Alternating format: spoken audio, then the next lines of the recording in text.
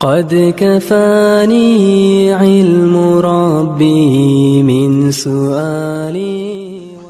Patahnya gigi geram Rasulullah di perang Uhud, dan beliau baginda Nabi Muhammad ini diriwayatkan terkena tancapan baju besinya itu nancap di bagian bawah leher Rasulullah, antara tulang ini kan ada tulangnya ya, ini mancap di sini. Nah, tapi bentuk tulangnya Nabi Muhammad itu beda dengan kita.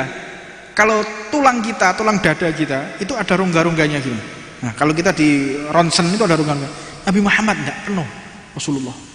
Termasuk tangannya Rasulullah itu beda dengan tangan kita. Kalau tangan kita itu di lengan ini itu ada dua tulang. Ada dua tulang, tapi tidak dengan Rasulullah. Rasulullah tulangnya satu, seperti tulang yang atas ini. Nah, ini satu. Kalau manusia normal itu dia ini dua nyambung lagi ke engselnya, terus satu lagi. Tapi kalau Rasulullah enggak, tulangnya satu. Juga termasuk punggungnya Rasulullah. Punggungnya Nabi Muhammad itu penuh begini bentuknya. Kalau kita masih ada rongga-rongganya, Rasulullah enggak penuh. Dan tangannya Nabi Muhammad itu riwayat mengatakan tangannya Rasulullah itu dalamnya sini nggak ada tulangnya. Jadi kalau dipegang itu empuk semua Rasulullah. Ini dikatakan juga Nabiullah Khidir juga demikian. Nah, satu riwayat mengatakan Mahdi juga begitu. Ayo, tangannya empuk gini. Jadi tulangnya gini tidak ada, tapi diisi dengan otot. Jadi kalau megang pedang itu bisa muter begini. Itu Rasulullah. Dan Nabi Muhammad ini tidak ada orang yang lebih berani di medan peperangan seperti Rasulullah. Tidak ada satupun. Makanya dikatakan tidak ada sahabat yang lebih berani dari Sayyidina Ali bin Abi Thalib. Sayyidina Ali itu sudah perang, Sayyidina Umar sudah perang, wah merinding itu lawan. Tapi kadang-kadang namanya manusia, ada kadang rasa takut itu muncul. Dan kalau sudah Sayyidina Ali rasa takutnya muncul di berkecamuknya perang, itu langsung nempel ke punggungnya Nabi Muhammad. Di punggung sama punggung ini tempelkan ini, ngecas ya, nempel, just berani lagi. Dan itu dilakukan oleh sebanyak sahabat. Dan ketika perang itu, sahabat ini selalu tanya kepada Rasulullah, ya Rasulullah, ini begini, ya Rasulullah dalam keadaan perang. Ya Rasulullah, ini begini, ya Rasulullah pedangku patah. Ya Rasulullah begini, ini dalam keadaan perang, berkecamuk perang.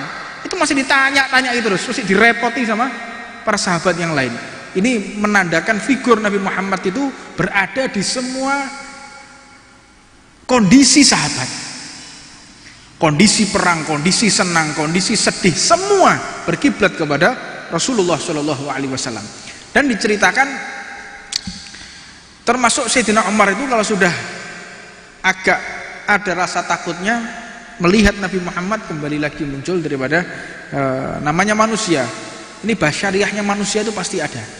Ya, jadi bukan mereka itu tidak punya kesalahan, bukan mereka itu maksum seperti Rasulullah yang tanpa ada kesalahan, kekeliruan, tidak. Tetapi para sahabat itu adalah orang yang paling berjasa untuk kita. Tanpa sahabat Nabi Muhammad kita tidak akan mengenal namanya Islam. Berkah pengorbanan mereka, berkah daripada ikhtiar mereka, perjuangan mereka, sehingga kita mengenal Islam. Radhiyallahu taala anhum wa ardhahum. Mudah-mudahan Allah meridhai mereka dan kita pun dikumpulkan bersama para sahabat Nabi Muhammad sallallahu alaihi wasallam, khususnya khulafaur rasyidin. Nah, ada sahabat yang namanya Ukasyah. Ukasyah itu goang, giginya depan gini sama gigi bawah itu lepas. 3 gigi atas, 3 gigi bawah itu lepas, goang. Jadi lek guyu bolong. Tapi sahabat ketika melihat tawanya Ukasyah pada nangis semua. Dan Ukasyah itu diperebutkan perempuan gara-gara giginya goang. Gak koyo kon nek goang ya tambah gak gelem yo. Wang goang, colok goang malah. Kenapa seperti itu? Karena giginya patah itu menggigit baju perangnya Rasulullah ketika nancap di kulitnya Nabi Muhammad, nancap daging Nabi Muhammad ini dilepas tidak bisa, maka digigit oleh Ukasyah sehingga lepas gigi atas dan gigi bawahnya, copot dan lepas pula pengunciannya, hilang juga giginya Ukasyah, berkorban demi Rasulullah Shallallahu Alaihi Wasallam. Nah, bahwa Nabi Muhammad ini manusia terspesial dan yang paling mengajari untuk isar. Sahabat tuh mereka di perang Uhud kelaparan, dahaga, sampai akhirnya disodori airnya tinggal 1 gelas, sodori. Dengar sampingnya merintih, sakit, terkena tusukan tombak, terbelah dagingnya, ngucur darah. Kasihkan sampingku, dia lebih butuh daripada aku. Kasihkan air ini. Dikasihkan satu lagi, kasihkan yang satunya lagi. Itu juga menjerit, lebih butuh dari aku airnya. Kasih dia airnya. Terus sampai terus digilir air ini sampai yang paling pojok. Yang paling pojok sudah diam. Enggak, saya enggak mau. Saya lebih baik kehausan daripada saya hilang dahaga tapi membiarkan saudaraku nanti malah justru dia dahaga. Enggak wis. Biar dahaga ini saya tanggung. Yang penting saudaraku tidak haus. Ya wis lah. Balik nomor tambah gitu mau dikembalikan, semua orang udah meninggal semua. Ya Allah. Jadi rela berkorban demi saudara seperjuangannya. Le awakmu. Sampai dulu tuh ceritanya ada para aslaf, para salaf kita, para ulama, para habaib dulu tuh mereka dihidangkan makanan dan ini juga termasuk para sahabat Rasulullah juga mengalami. Dihidangkan makanan tinggal 1 porsi. Ini sudah terlanjur undang-undang orang. Ayo mangan untuk omahku, ayo. Begitu sampai ke rumah ada makanan, enggak ada. Terus gimana? Ini ada 1 porsi untuk anak kita. Anak kita belum makan mulai pagi. Sudah, enggak apa-apa. Terus anak kita suruh puasa aja.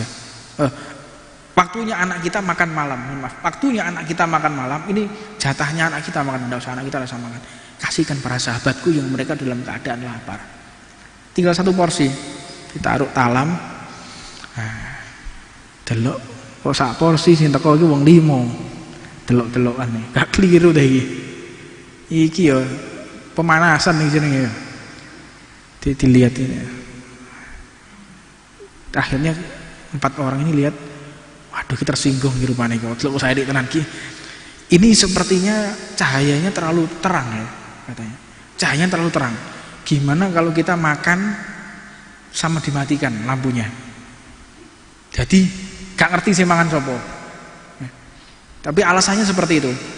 Ayo kita matikan lampunya. Saya biasanya kalau makan tuh gelap-gelap, enggak ada penerangan di rumah saya. Oh gitu ya, ya wis dimatikan. Kecap-kecap. Mangan. Sudah ya selesai ya, alhamdulillah sudah makan selesai. Dinyalakan lagi. Dek, lampunya dinyalakan. Makanannya masih utuh, enggak ada yang mau makan. Isar. Kon awakmu mbak aku begitu lampu mati dep ret entek sego makanya lek pas waya laskar waya mangan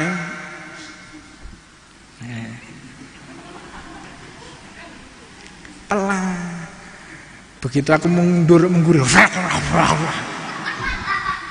iki monster apa laskar ya itu isar ini penting. Jadi lek sampean diundang wong mangan, kurang makan, piring siji daging getno kabeh blak. Gurimu lho deloken. Isar. Ojo pas ngarep dhewe pedahnya ngamuk ngene tolah-tolah getno ya. Lihat kanan kiri Anda. Isar, ini kehilangan isar ini, mengedepankan saudara kita daripada diri pribadi kita, termasuk di jalan raya. Ono wong menggo wis montore miring koyo ngene, wis njuk tulung tangane wis metu mek ngene isih tau terus ngene mendelik-mendelik ngene. Gak kethek ogleng gak ndel-ndel kok ngene. Wis motor wis miring tangane wis njuk tulung ngene isih ditau terus mbek tin-tin mbek ngebel. Iku lek aku motor jeep ganti jeep, Pak. Tak sikat mbek ndel. Repot iki, musa sudrun-sudrun sing ngene iki angel. Wangel. Jadi isar itu enggak ada. Hilang kita isar. Ini sifat Islam yang paling dominan ya. Mukmin sejati itu isar dia. Di jalan raya ada orang mau nyebrang, yo kayak kesempatan. Dan yang wis dikai kesempatan melaku yo mbok yo iku yo terima kasih. Jadi yang menerapkan ini Jepang. Jepang itu kalau ada orang mau nyebrang berhenti semua. Nanti begitu dia sampai tepi dia bungkuk. Matur nuwun. Bosone Jepang bolong nggak ngerti aku. Begitu terima kasih. Iki gak wis dikek dalan melete. Aduh ketek beti ruwetnya. Jadi diberikan kesempatan itu harusnya kita tuh tahu ngono lho. Ki ngerem. Begitu nyebrang, nggih matur nuwun Pak, ndek ndiluk mboyo apa ngono gak. Sak tukang parkire ya ngono pisan. Dalan kok awake dhewe. Nyetop wis gak ngawasi wis lampu kene. Jadi adab itu sudah tidak ada. Adab itu tidak ada jan. Isar itu kan. Ngerem ono wong nyebrang ya. Wis terima kasih gitu. Adab. Ini harus kita terapkan. Mulai dari sini terapkan ono wong nyebrang tapi yo cok langsung wong nyebrang sit tabrak wong guri kowe. Pakai akal. Semua itu ada ukurannya, ada tupoksinya semacam itu. Ada kadarnya. Jadi misalnya orang mau nyebrang teko atus rem sit delosor kowe. Ada tupoksinya. Kalau kita kecepatan kita tidak membahayakan belakang juga tidak terlalu dekat, kita lihat spion tidak terlalu dekat ya, rem. Kalau enggak justru malah bahaya di belakang kita. Semua ada porsinya.